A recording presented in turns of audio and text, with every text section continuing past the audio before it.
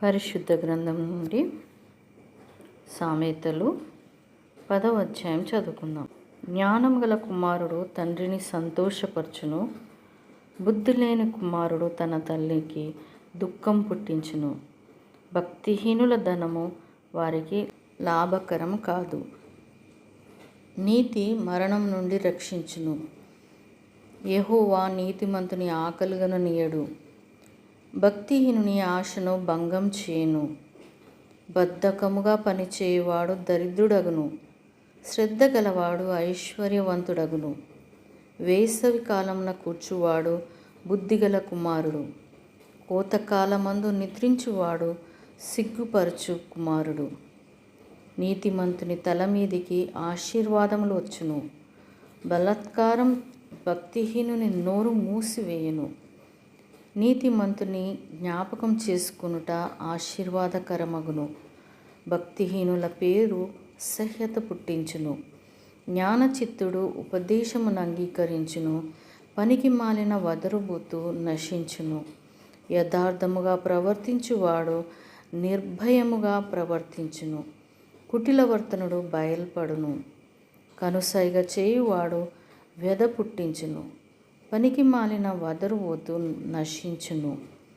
నీతిమంతుని నోరు జీవపు ఊట, భక్తిహీనుల నోరు బలాత్కారము మరుగుపరచును.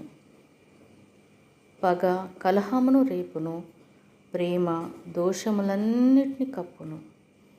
వివేకుని పెదవుల యందు జ్ఞానము కనపడును, బుద్ధిహీనుని వీపునకు బెత్తమే తగును. జ్ఞానులు జ్ఞానము సమకూర్చుకొందురు, మూఢుల నోరు అప్పుడే నాశనము చేయును. ధనవంతుని ఆస్తి వానికి ఆశ్రయ పట్టణము, దరిద్రుని పేదరికము వానికి నాశనకరము. నీతిమంతుని కష్టార్జితము జీవదాయకము, భక్తిహీనునికి కలువు వచ్చుబడి పాపం పుట్టించును. ఉపదేశమును అంగీకరించువాడు జీవ మార్గంలో ఉన్నాడు, గద్దింపునకు లోబడని వాడు త్రోవ తప్పును. అంతరంగమున పగ ఉంచుకొనువాడు అబద్ధికుడు, కొండెము ప్రచురము చేయువాడు బుద్ధిహీనుడు.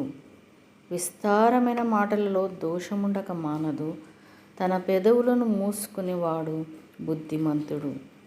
నీతిమంతుని నాలుక ప్రశస్తమైన వెండి వంటిది, భక్తిహీనుల ఆలోచన పనికి మాలినది.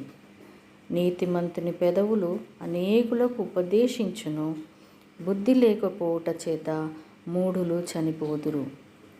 యెహోవా ఆశీర్వాదము ఐశ్వర్యమిచ్చును, నరుల కష్టం చేత ఆ ఆశీర్వాదము ఎక్కువ కాదు. చెడు పనులు చేయుట బుద్ధిహీనునికి ఆటగానున్నది, వివేకికి జ్ఞాన పరిశ్రమ చేయుట అట్టిదే.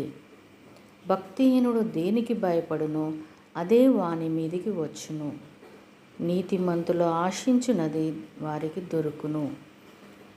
సుడిగాలి వీచగా భక్తిహీనుడు లేకపోవును, నీతిమంతుడు నిత్యము నిలుచు కట్టడం వలె ఉన్నాడు.